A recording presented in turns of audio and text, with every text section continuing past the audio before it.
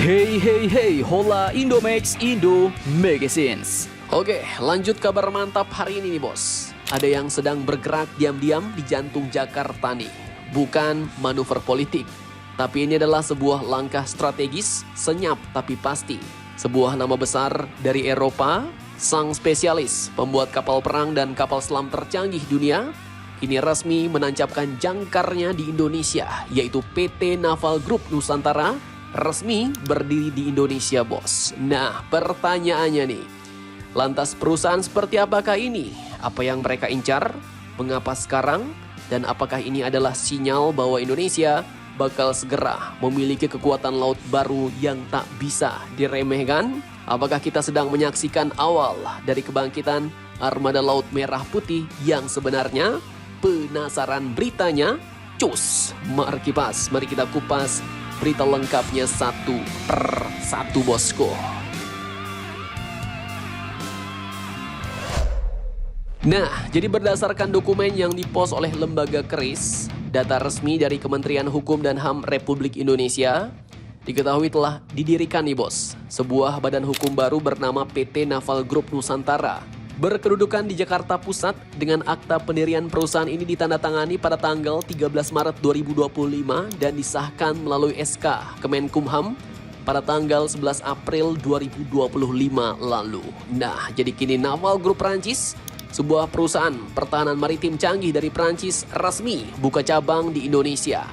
Mereka resmi mendirikan anak perusahaannya di Indonesia. Mantap, mantap, jos.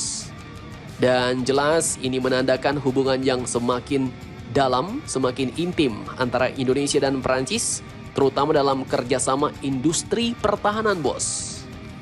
Pasalnya Naval Group sendiri adalah raksasa industri pertahanan maritim asal Prancis dengan spesialisasi dalam desain dan pembangunan kapal-kapal perang, termasuklah kapal selam, frigat, serta sistem-sistem tempur canggih. Di mana sebagai mitra strategis Angkatan Laut Prancis dan berbagai negara-negara di dunia, Naval Group pun telah dikenal luas sebagai pionir dalam inovasi teknologi militer laut bos.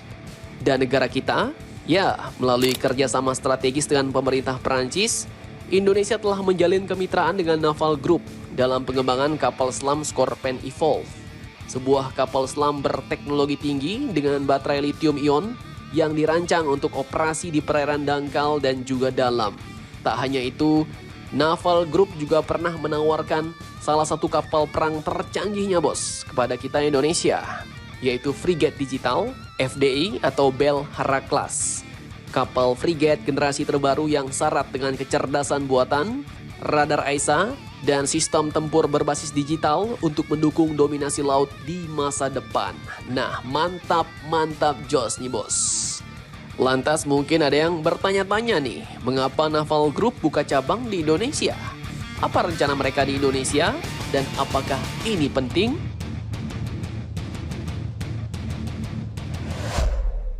Oke, jadi mengapa Naval Group membuka anak perusahaan di Indonesia? Ya, ini nggak dijelaskan bos. Jadi admin cuma bisa memberikan narasi sebatas opini aja nih.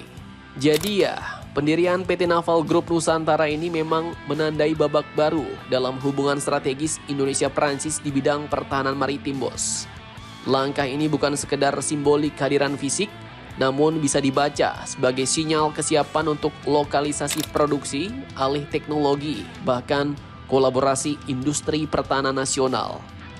Dan kemungkinan besar nih, kehadiran anak perusahaan ini mengemban beberapa misi strategis, antara lain. Nah, ini opini ya. Yang pertama mungkin untuk mendukung pembangunan fasilitas produksi lokal bos. Naval Group ya bisa jadi tengah membantu Indonesia mempersiapkan lini produksi lokal untuk kapal selam Scorpène Evolve atau bahkan diam-diam frigat FDI ya kan.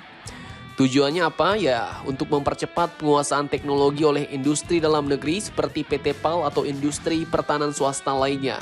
Kemudian juga mungkin untuk alih teknologi dan pelatihan bos. Jadi melalui anak perusahaan ini Naval Group mungkin bisa dapat langsung menyelenggarakan pelatihan teknis, pemeliharaan sistem tempur dan transfer teknologi kepada teknisi dan insinyur Indonesia sehingga dapat langsung mendukung penguatan kemandirian pertahanan nasional.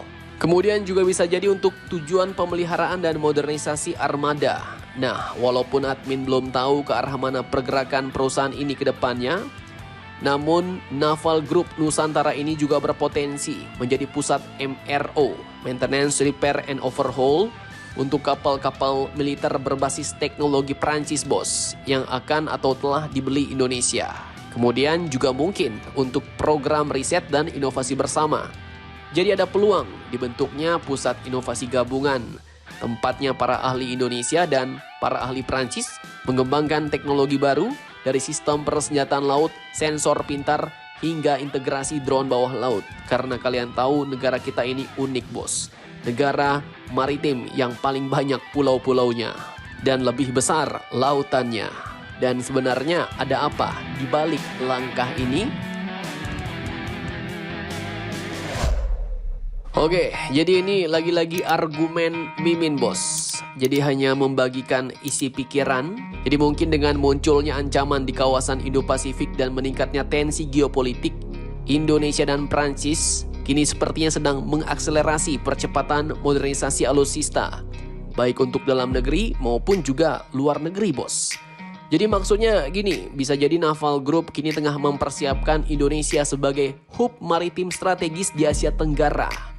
Jadi nggak cuma untuk memenuhi kebutuhan TNI Angkatan Laut, tetapi bisa juga untuk memenuhi kebutuhan pasar regional, pasar kawan-kawan di ASEAN, bos. Jadi bisa Prancis jualan kapal perangnya lewat Indonesia.